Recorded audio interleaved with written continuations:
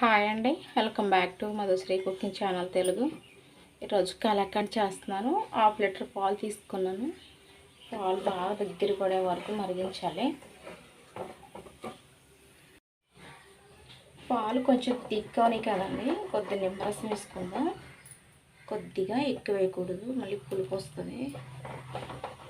ఈ నిమ్మరసం ఎందుకంటే కొంచెం పాలు ఇరిగి బాగుంటుందండి, బొబ్బుస్ కింద బాగుంటుంది. లేకుంటే పాలకోవాలో అయిపోద్ది నిమ్మగా వేయకుంటే.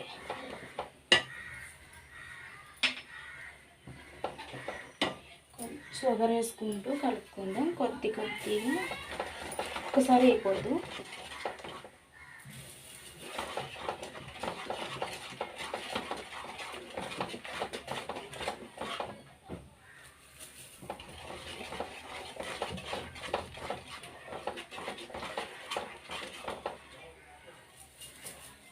చాలండి షుగర్.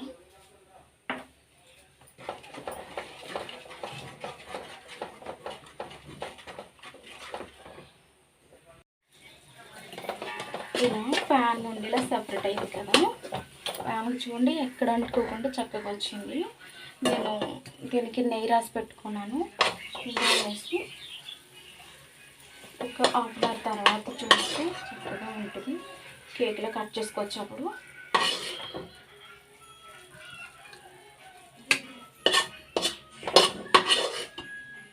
ప్యాన్ కంటుకోకుండా సపరేట్ అయిపోతే ఇంకా అయిపోయినట్టే.